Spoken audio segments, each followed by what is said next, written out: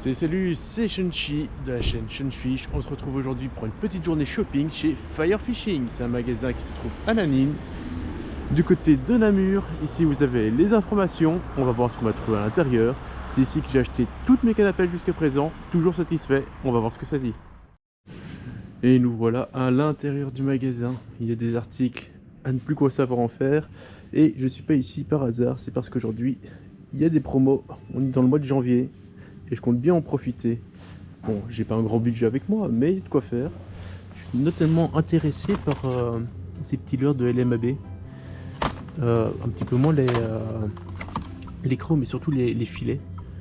Les filets finesse que je pourrais utiliser pour pêcher en drop shot. Je suis curieux de savoir si ça donne bien. En plus, il y a plusieurs dimensions d'après ce que je vois. Donc c'est un peu intéressant et pour des prix plutôt raisonnables. Est-ce que je me laisserais tenter par ça? Qu'est-ce que vous en pensez, vous? Un autre petit leurre incontournable, le Sakura Notobog. Intéressant, j'ai jamais essayé, mais il paraît que ça marche très bien sur les chevennes. Oui, ça me tente vraiment plus, en plus pour 4 €, très tentant, un petit jig. J'en ai jamais utilisé, j'aimerais bien essayer. Le petit question, c'est que je me demande si le triple ici il est obligatoire ou si on peut le remplacer. Mais intéressant par contre, vraiment intéressant, surtout pour ce prix là.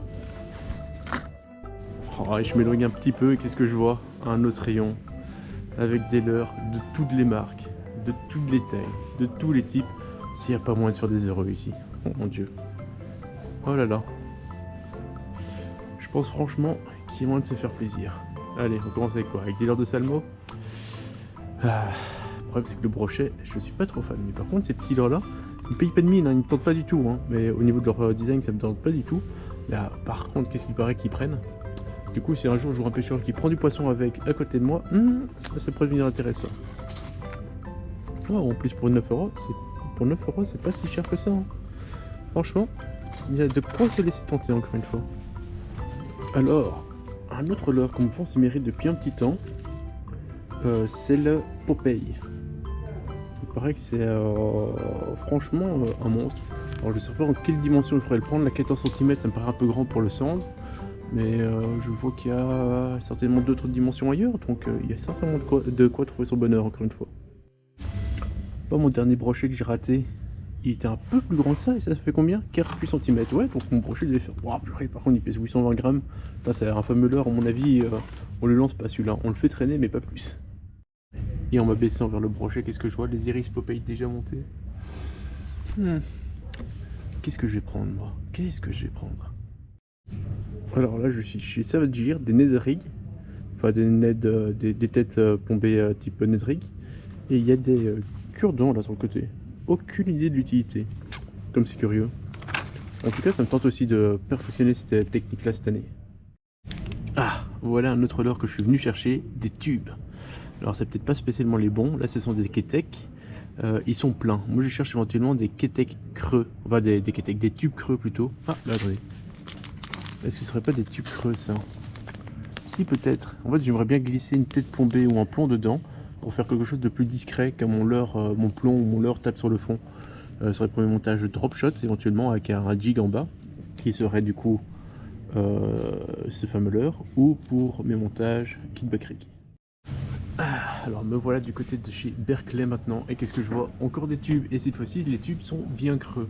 Alors ici il me propose effectivement avec le plomb ici, donc il n'y a pas trop de doute, c'est bien pour les remplir. Ici, ils me les proposent sans le plomb, enfin ils mettent pas l'image du plomb. Alors est-ce que du coup c'est pour pêcher en white lace, ou il y a quand même la possibilité de mettre un plomb? Ça je sais pas. En tout cas il y a la même possibilité ici avec le plomb, donc c'est intéressant. C'est pas trop grand, pas trop petit, ça c'est assez naturel, on pourrait voir si ça marche. Je vais peut-être acheter cela du coup.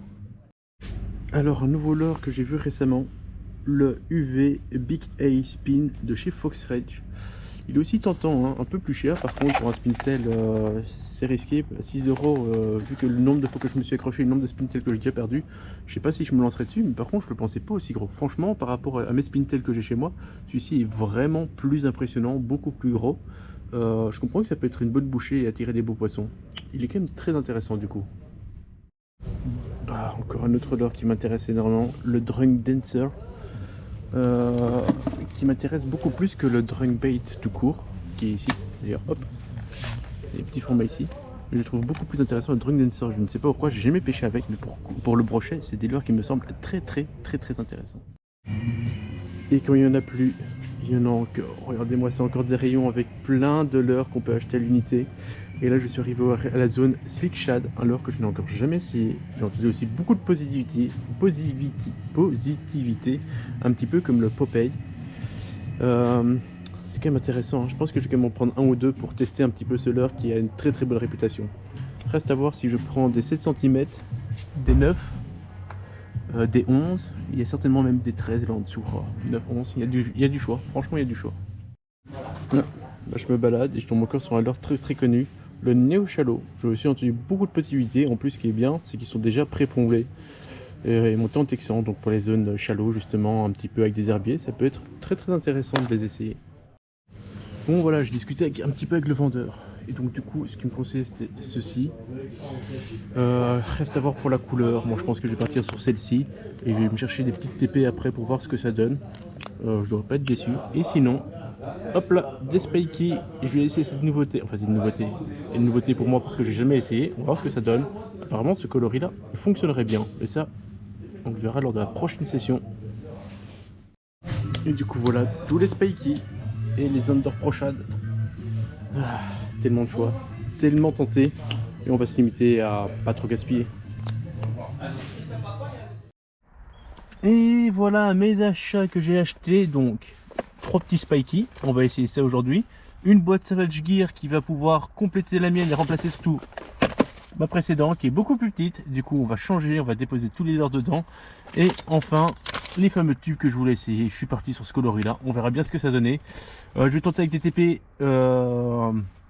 classiques, pas des TP pour tube, et on va voir si à l'avenir je devrais changer. Enfin voilà, c'était ma petite aventure chez Fair Fishing à Namur.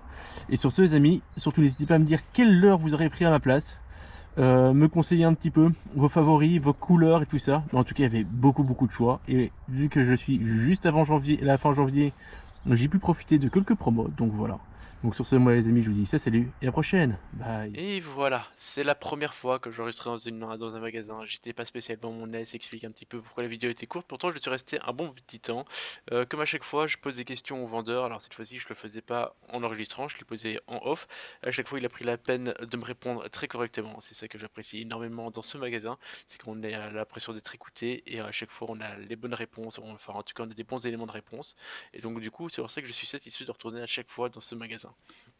Donc voilà, alors une petite question pour vous, si vous avez des leurres tip top que vous avez vu dans la vidéo passée ou des leurres que je n'ai peut-être pas montré en vidéo, quels seraient les leurres que je devrais absolument acheter et essayer cette année 2023? Je vais peut-être me laisser faire tenter par des vidéos où je me ferai des achats par rapport aux idées des abonnés et les essayer directement en live pour voir ce que ça donne. Allez sur ce les amis, moi je dis ça salut et à la prochaine, bye.